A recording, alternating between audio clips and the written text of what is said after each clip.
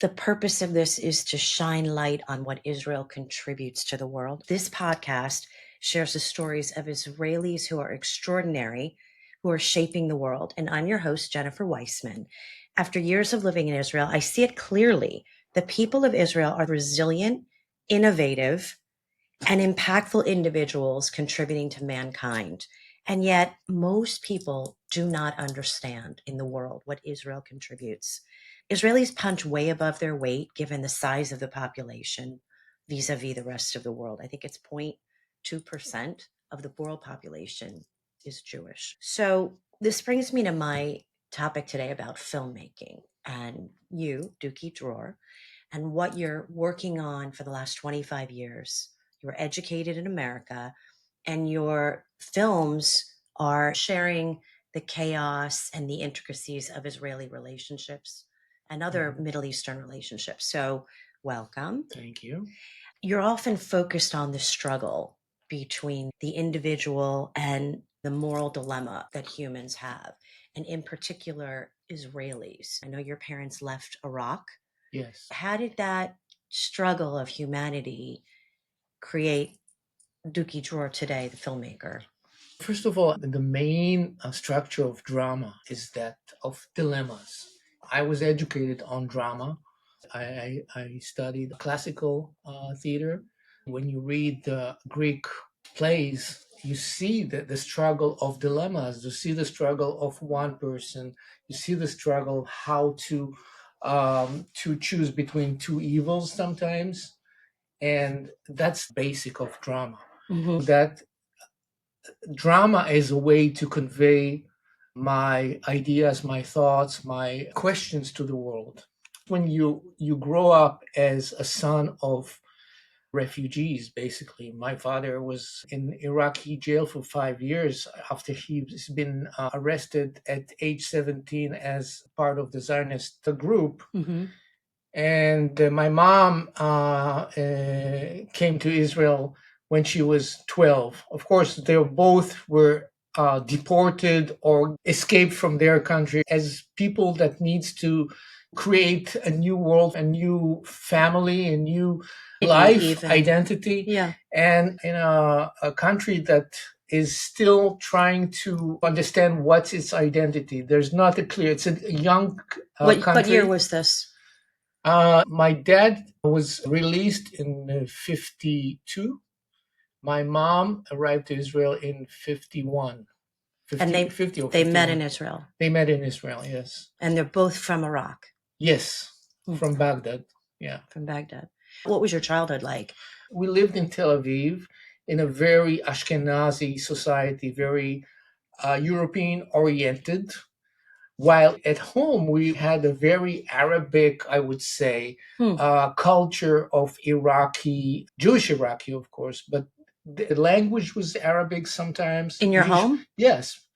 I had a feeling of living in two different worlds, at home and outside of home. I think I grew with learning how to be able to speak the two languages, the identity language, the language of the immigrants and the language of the new world here. The new world, the new state that is becoming as a new society that is growing now. And I felt alienated in the beginning because, of course, there's an inherited conflict between the Israeli identity and the Arab identity, which is the identity of the enemy. So I try to hide it as much as possible. From your friends? Yes, Israelis. from my friends. I don't want to deal with this. This is something that I have to hide and look only to the West. The new way of looking at how society should be, which is away from Arabic or Arab culture. I think it grew in me some kind of alienation. And I think that this feeling also took me away from Israel to the United States, which I lived there for almost 9 years and went to school there. So you went to UCLA and you went to Columbia College in Chicago. Columbia College. You became a filmmaker. What's your personal mission? You don't really become a filmmaker after you study film. It's a long process where you learn all the time. You learn and you change. And I think my mission was changing through time. Definitely in the beginning, it was okay, I'm probably not bad at it. It became my immediate identity that I can make films. Right. And you cherish this, and it's part of your ego. You mean mechanically you could make films? Yeah, you learn the mechanics of you learn the filmmaking. mechanics, and you also you are able to make a film that people will see and say, "Oh, that's good. I didn't know that." So you feel okay. I can do something good, Yeah. which is good. Contributing, always good. Yes. I can contribute to the world. I can do something that is meaningful. Cool. So after your ego is satisfied, then you start to really to embark on this journey to understand yourself, the world, and really to try to change it. And I always try to look at places where could be hidden, that people would not, maybe other filmmakers would not reach to them, or overlooked by history. For instance, I made a film about Eric Mendelssohn, who was a very well-known architect in the 30s in Germany, Jewish German architect. He actually was one of the founders of the modern architecture, but his trajectory really brought him to be neglected by history. So he's not known as Walter Gropius or Mies van der Rohe. And I said, wow, this is a really interesting story. Why it was interesting. It feels like you like to go after, maybe I'm wrong, the underdog, the one who doesn't have the light shining on it. Does that ring true for you? Like, why did you pick him? What was it about his story that was driving you? I think that with the story of Mendelssohn and many of my protagonists, I see people that are dreamers. They embarked on some kind of a vision that they have, and they want to change the world. And through the time, they do change the world, but nobody really knows this slow. afterwards. Yes. It's looking back. Yes, and actually, with Mendelssohn, it was very interesting. In 2003 or four, Tel Aviv was chosen by UNESCO to be a World Cherish City, the White City of Tel Aviv, and I didn't know anything about that. And I lived in Tel Aviv. I was born in Tel Aviv, and all my life I thought this is a really ugly city. I was starting to look after this was announced to understand what is really important, what is really so special about this. And I looked, in the buildings and started to look beyond the plaster. And I asked, who are the architects who are really known to make this city as a world heritage? And I got to the name of Eric Mendelssohn. And I said, oh, really? Where are the buildings that he built? And they said, there's none in Tel Aviv, but his spirit is there. So I said, wow, that's really interesting. Someone who has a spirit on a group of architects that created this white city center of Tel Aviv and had so much impact, but nobody really knows him aside that of the architect community. So I thought that's interesting. Also, beyond the fact that he is an immigrant, beyond the fact that he had to recreate himself in every place that he was going to in his life. He escaped Germany after the Nazis came into power. He came to Palestine, Eretz Israel, and then he moved to the US. So the story develops in a way that there's a storyline, there's a narrative, and also there's a dreamer who has this passion to create and to change the world. And he was neglected or he was forgotten. So that's interesting. What film are you most proud of? It's like asking me which baby you love the most. Exactly. I understand. But if you could give me one or two, like what you've done, I can't even keep track of how many films in 25 years, many. Do you have a couple of films that really stand out to you? And then I want to talk about Supernova, obviously. Yeah. Wow. I think that another film that I really love is There are no lines in Tel Aviv, which is Is that a children's film that you no, made? actually, it was a children's book. Yes. There are no lines in Tel Aviv, but it's about the zoo in Tel Aviv, the historical zoo that doesn't exist anymore. So it's also another film that came from my connection to the city. What is it about Israel and specifically the Middle East that you want people to know? I think Israel is a very unique society of people who came from all around the world, and it has the biggest potential to create and to find and to see and to think about new things, new life, new ideas, and how the future of humanity should be conceived. From one side is this, from the other side is also very sad, very tragic. There are so many conflicting powers here that are, you need to struggle and continue to see the light when you have all the conflict with the Palestinians, the conflict with the anti-Israeli, anti-Jewish sentiments in the region. This is only one side. The other side is that people are looking and seeing this is something really interesting, what's going on here. So here in Israel. Here in Israel. I think what we are creating here in Israel, I came back after many years in the US, and it was really hard for me to come back here. Because? You get used to life in the US. It's simple compared to easier. Right. And you don't want to to go back where you're always in a struggle. But I don't regret it. I think that this is a place where Jewish life is shaping in the most interesting way that it shaped in history.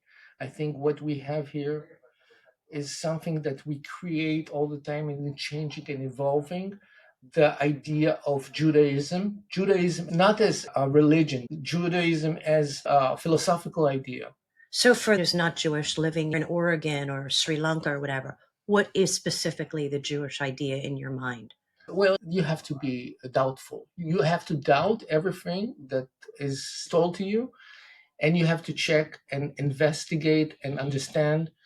And even if it's true, you have to investigate and find the truth. If it's true, okay. If it's not, go and try to find the truth. Be skeptical. Be skeptical and looking for the truth in a time which is very confusing. I mean, we are living in an extremely confusing time politically, not only here in Israel, but around the world, and definitely in the US now. And I think that we always have to look for the truth. And I think that the Israelis look for the truth. That's the potential, let's say. There are so many other parts of society here and that look in a different way. Of course, there's so many. You have the Haredim, you have the secular, everybody here. It's you really have like melting. a big pot. Yeah. And sometimes I'm thinking, okay, either it's going to explode or either it's going to be the best meal ahead.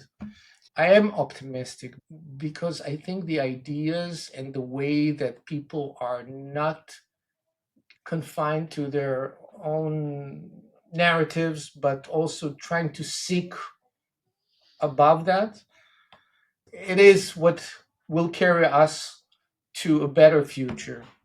So if you understand what I'm saying. So you are optimistic, even though, I mean, we're not talking about politics here in particular. We're not talking about like being surrounded by Arab countries who may or may not seek our annihilation.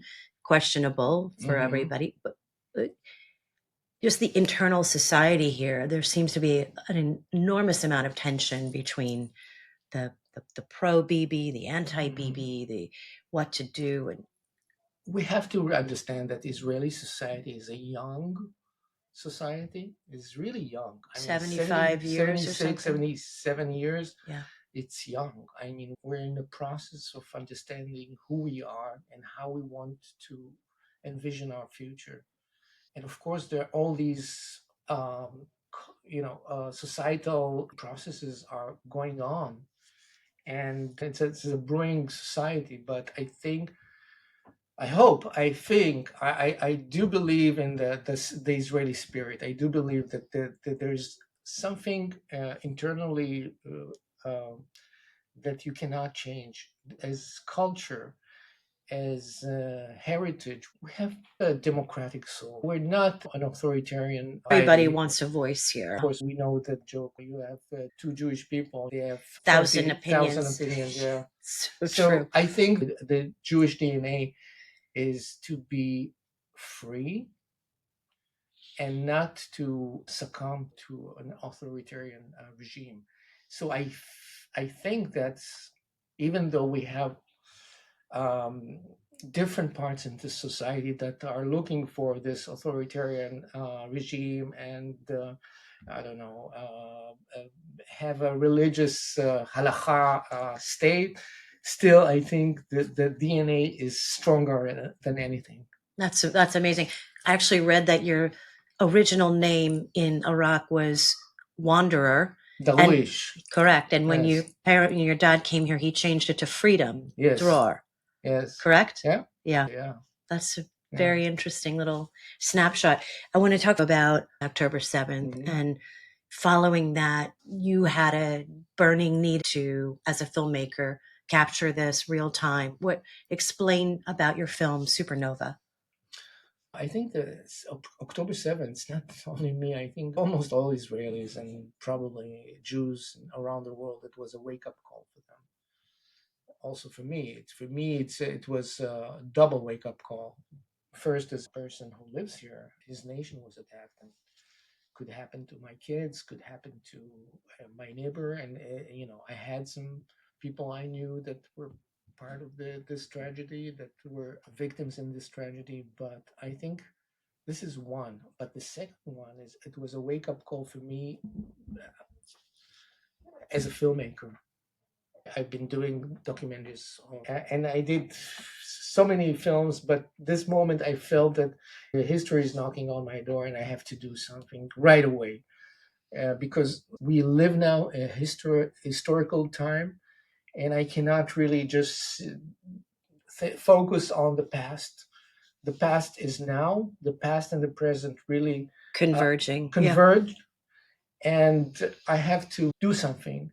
And the first thing that I realized, October 8th, I saw the anti-Israeli demonstrations in Europe, and I was shocked. There are pro-Hamas demonstrations after the mass murder of 1,200, which seems obvious to any normal, rational human. That is a Holocaust inside of Israel, correct? Yes. What is there to debate? Sorry, I'm answering my own question, but I mean, it's shocking, and it wasn't just Europe.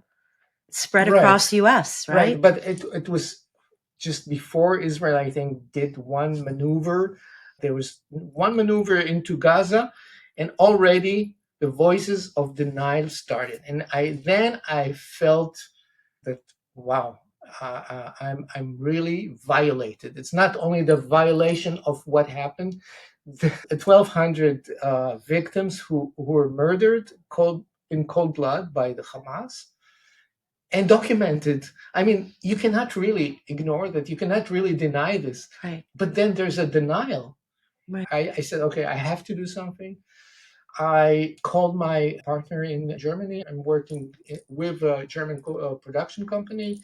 And I said, let's make a film now and get it out as fast as possible, because we are now in a war. There's a war, not only in the field of in Gaza and in Israel, but a war on the public consciousness, the public opinion. And we have to bring out the testimonials, the stories of what happened on October 7th. And I think that the story of the Nova festival is the strongest, most documented, and most convincing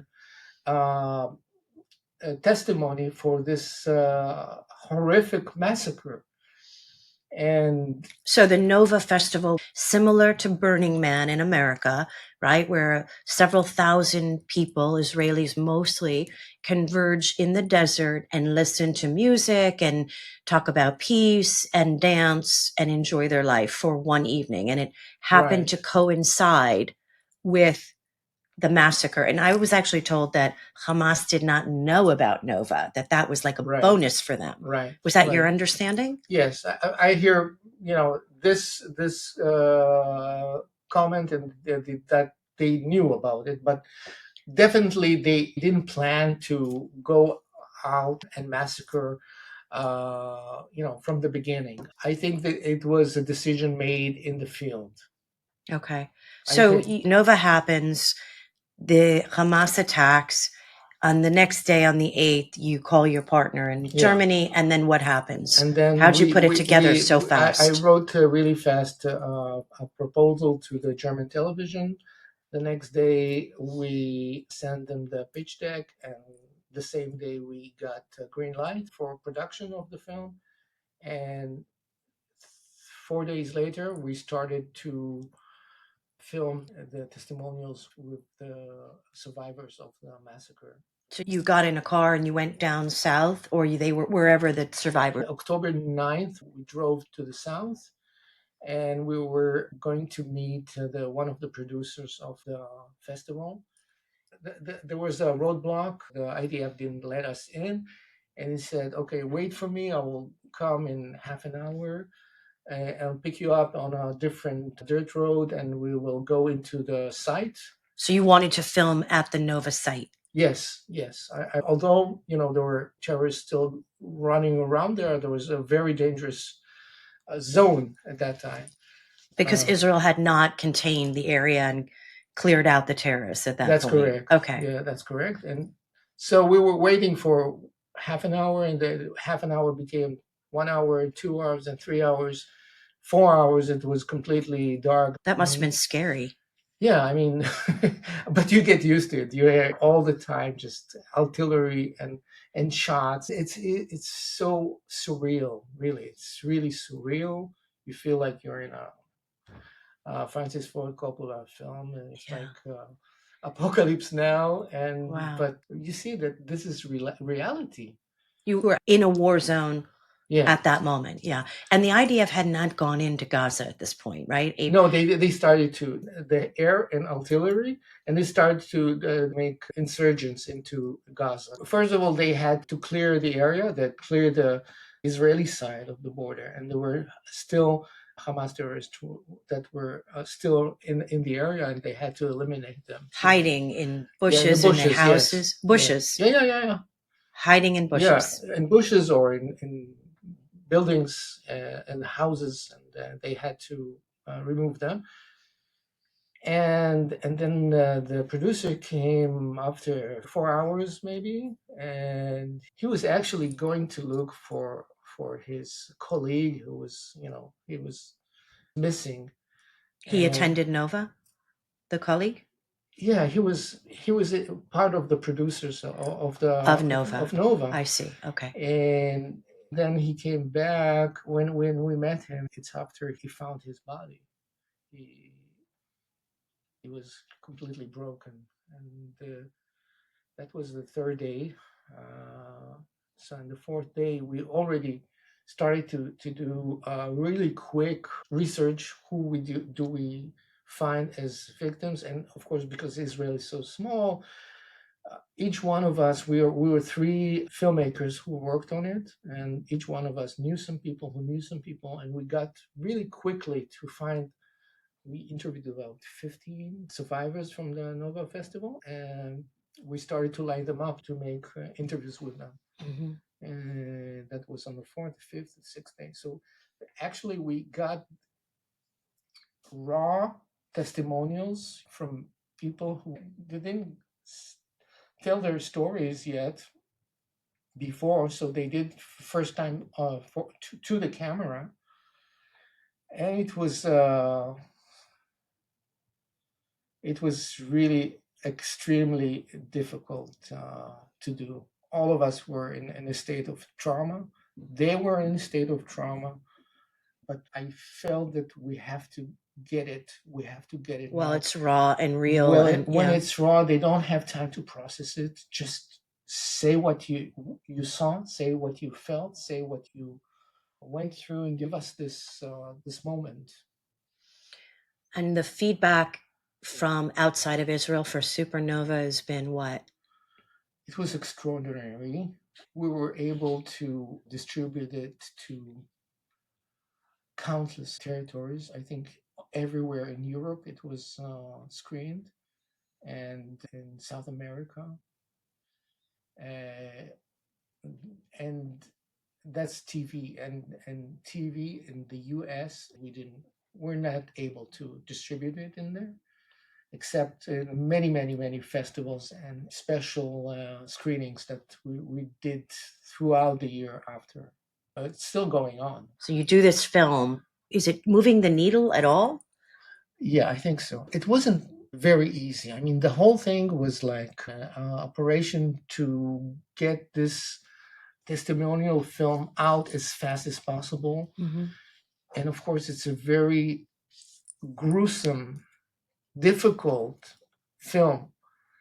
And many of the TV broadcasters are looking for, okay, we need to do it with a balance. When it came out, Israel went in with battalions into Gaza, and what happened in Gaza started to be seen all around the world. And so they had to struggle with the dilemma how to deal with this film.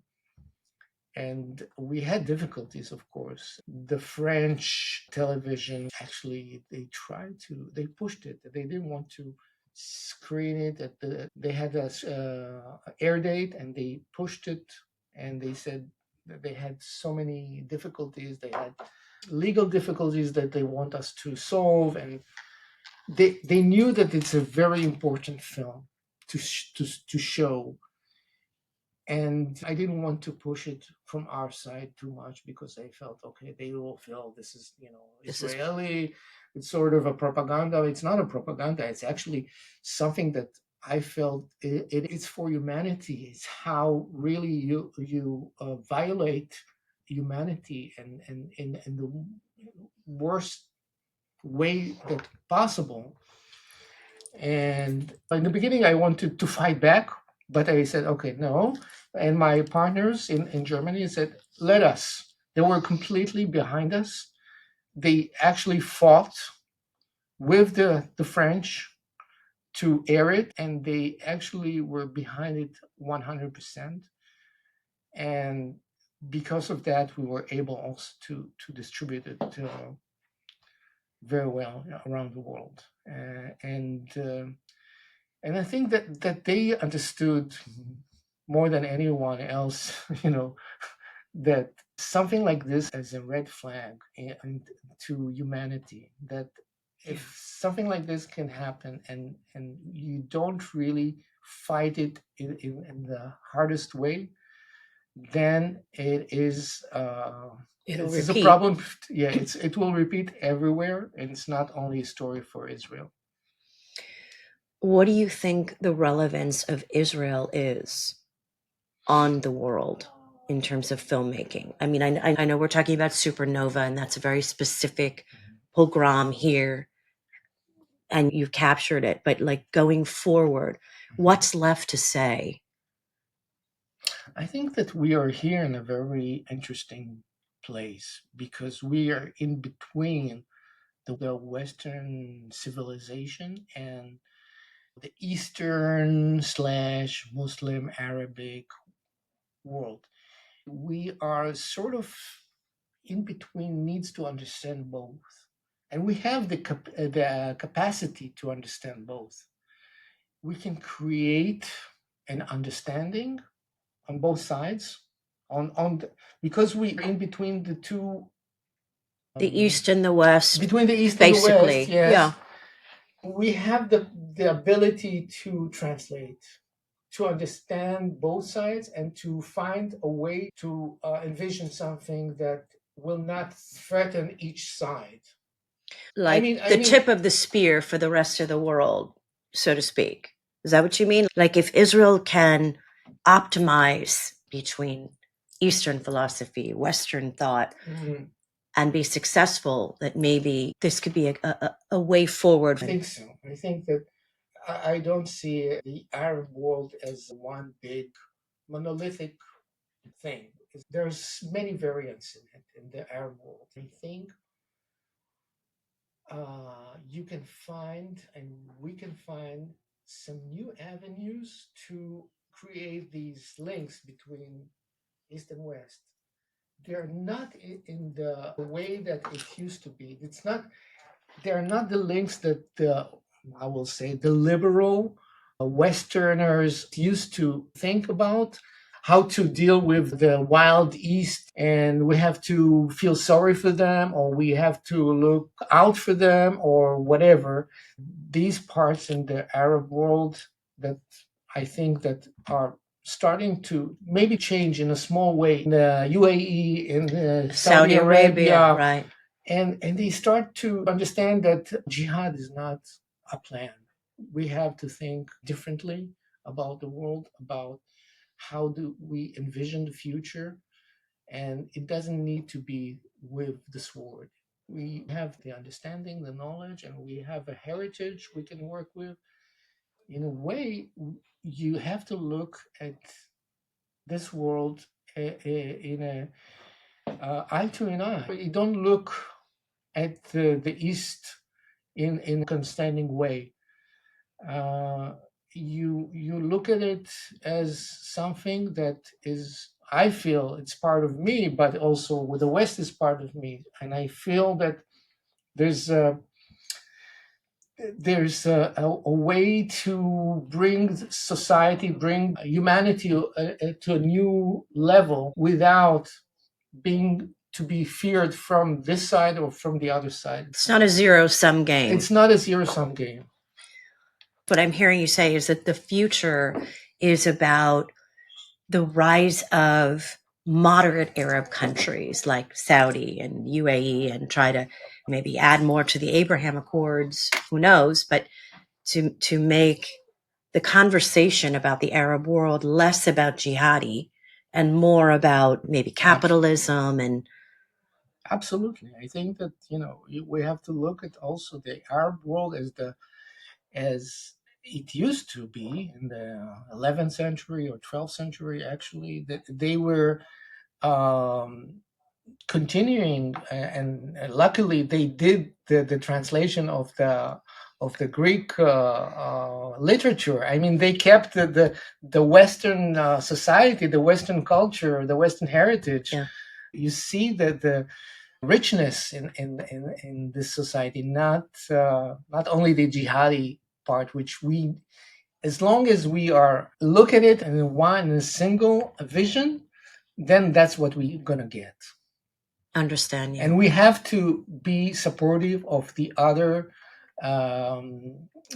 sides of this heritage. And how does that work here in Israel? What do you mean by that? Let's hope politically that the Abraham Accord will include more and more countries, the Saudi Arabia, and who knows what more. And I think that's a way of creating a different future. Of course, economically and culturally, I think too. But we have so many difficulties in how with opposition of religious, misogynistic, Yes. misogynistic ideas that are trying to stop us And from pushing against each other here. And they're pushing, from both sides. They're pushing, and they want to create like an apocalypse, which is part of their idea of after that will be salvation. And I think that after that there will be nothing. Okay. Well, let's hope your filmmaking continues, your storytelling, and I appreciate your time today. This is the Israeli Trailblazers show. I'm your host, Jennifer Weissmann. And if you found value in this, please Share this on your social media with friends. And until next time. Okay. Thank you. Okay.